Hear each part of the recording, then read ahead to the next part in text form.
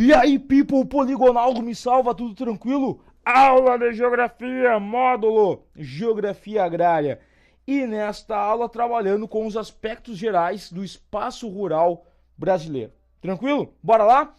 Vamos lá. Deixa eu colocar aqui, centralizar bem a nossa folha. Beleza. Tá aí, algumas questões que valem ser ressaltadas a respeito do espaço rural nacional. Começando com o quê?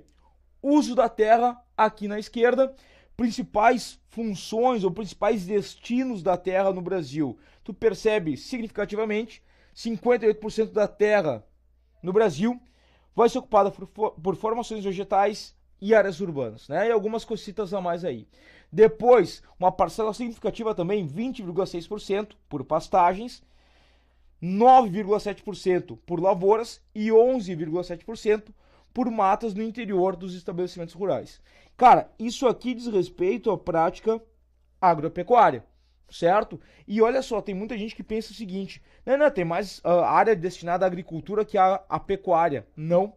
Ô meu, as pastagens ocupam um espaço maior do que propriamente as áreas destinadas à agricultura, certo?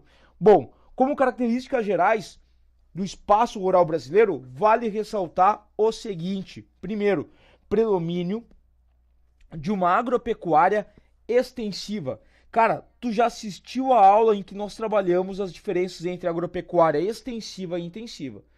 Não assistiu? Quê? Não assistiu ainda? Ah, não. Vai lá, te gruda. Vai assistir, tá? Quando nós trabalhamos com agropecuária extensiva, é aquela prática mais tradicional, né? Com menos recursos e tal. É o que vai predominar no Brasil, querido. Não é só o que tu tem, tá? Mas é o que se destaca, é o que está em maior quantidade. Tem áreas que tu vai ter uma agropecuária intensiva, é claro. Por exemplo, a região sudeste e algumas partes da região sul predomina uma agropecuária intensiva. Mas totalizando o país, vai predominar uma agropecuária extensiva, certo? Outra característica interessante, subutilização do espaço agrícola. E aí, opa, deu uma mexidinha. Quando a gente trabalha com essa subutilização do espaço agrícola, vale ressaltar o quê? Primeiro, cara, 70% do território brasileiro, 70% do território brasileiro não é aproveitado para atividades agropecuárias. Por quê? As condições naturais não são favoráveis? Pode ser. Ou porque não há um cumprimento social da terra, ela está ali para plantar, certo? Bueno, subutilização do espaço agrícola. Outra questão interessante, exportação da produção, há um predomínio das exportações, né? A maior parte do que é produzido no Brasil vai ser destinado à exportação, ok? E ressalto o seguinte, esse pensamento de exportar mais do que alimentar o mercado interno vem lá de uma época mais antiga, do período de ocupação europeu-brasileiro, ocupação do Brasil pelos europeus, ficou melhor, né? Fica melhor, onde tu vai ter a implementação do sistema de plantação. Também tem uma aula aqui no nosso módulo sobre geografia agrária que nós trabalhamos com o sistema de plantation e suas características. Lembra, né? Grandes propriedades, monocultoras, cuja produção era destinada ao quê? Exportação. Perfeito, meu chuchu. E aí essa é a lógica, certo? Bom, e predomina também no território brasileiro, no espaço rural brasileiro, desigualdades. Como assim desigualdade? Isso é diferente, isso é raro no Brasil? Não, não é. Mas olha só, desigualdades no que diz respeito. Primeiro, a modernização agrícola, certo? Ao uso de maquinários, insumos químicos, equipamentos, ferramentas. Não é homogêneo, totalmente heterogênea essa modernização no espaço brasileiro. Regiões mais ricas têm maior taxa de modernização, e aí frisa a região sudeste e sul, né? Outras vão ter uma menor taxa de modernização, como por exemplo a região nordeste e norte. E também desigualdades no que diz respeito à distribuição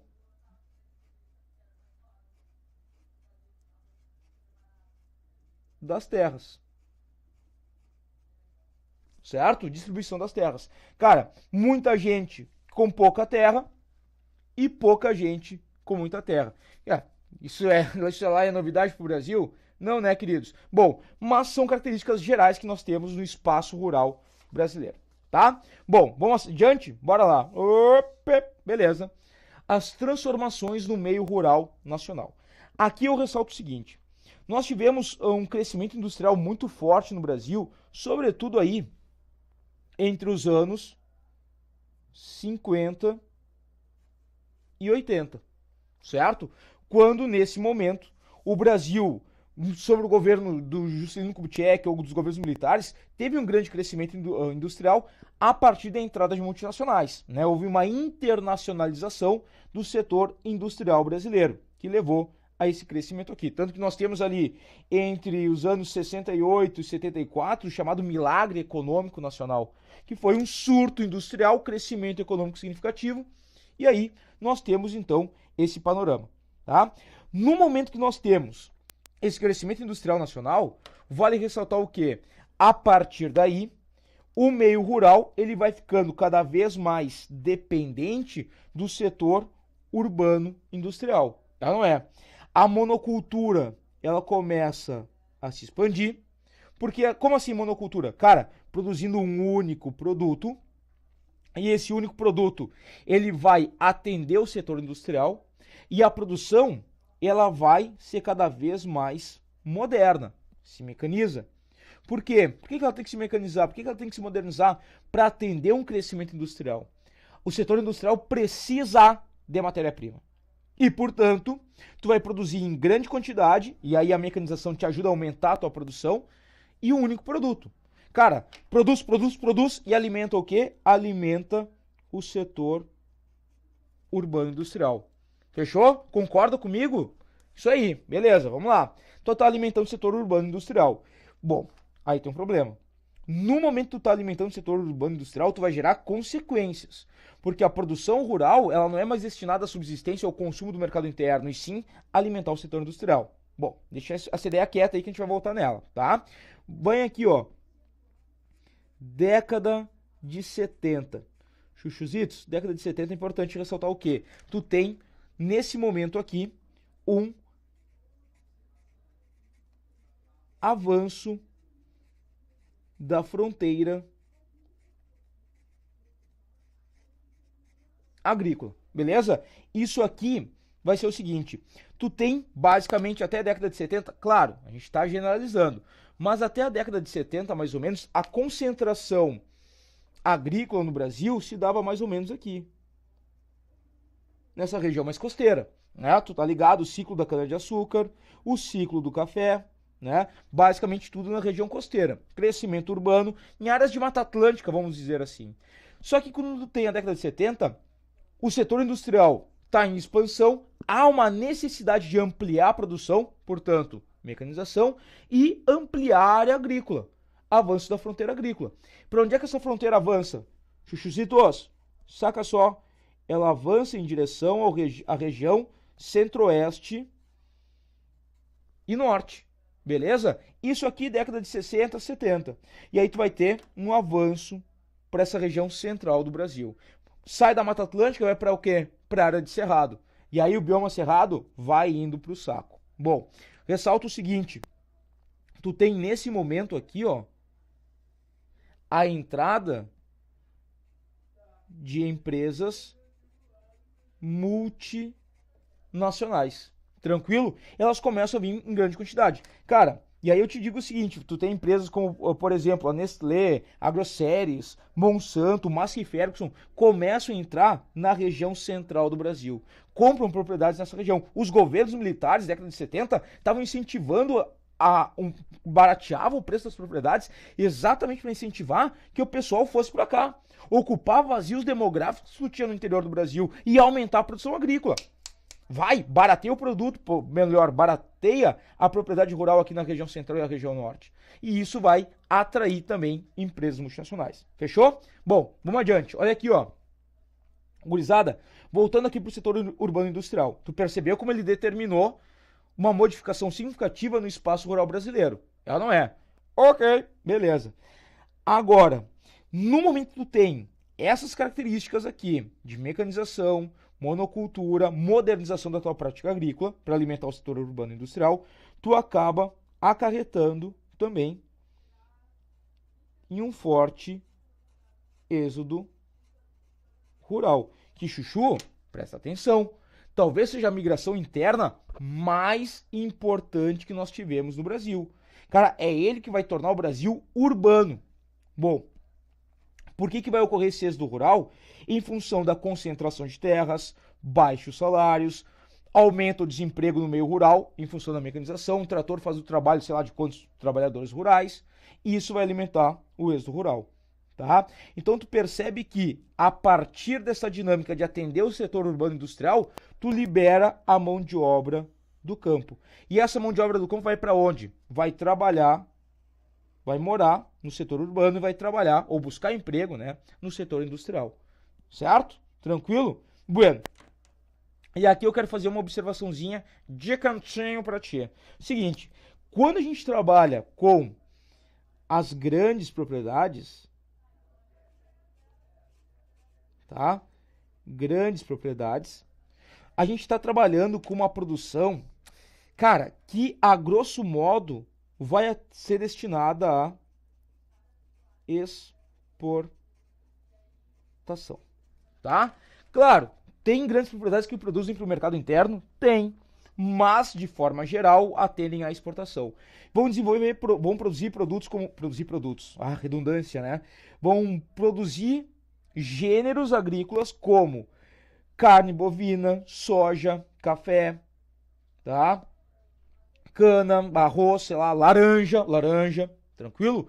Já as pequenas propriedades produzem para atender quem? Exato, chuchuzinho, beleza? O mercado interno. Opa, não errou, hein? Mercado interno. Cara, o que acontece? Gêneros agrícolas que tu consome no teu dia a dia, geralmente são produzidos por esses caras aqui, onde tu vai ter uma mão de obra familiar, né? Vamos colocar aqui, ó, a mão de obra nesse cantinho aqui. Mão de obra, MDO, nossas aulas, né? Sempre MDO, mão de obra. MDO é familiar. Tá? O que acontece? Cara, o gênero, a comida o que tu usa para tu te alimentar, me engasguei todo, né?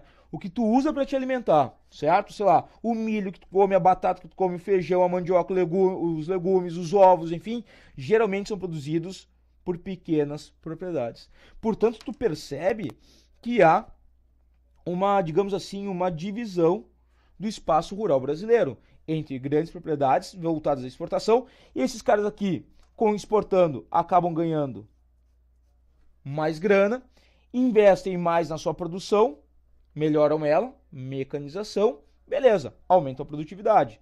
E aí, liberam a população rural, o trabalhador rural. Entendeu? O ciclo, o processo que a gente tá vendo aqui, cara, isso vai ser marcante no Brasil. Tá? Tranquilo até aí? Chuchuzinho? Gostou? Tá gostoso? Tá delícia?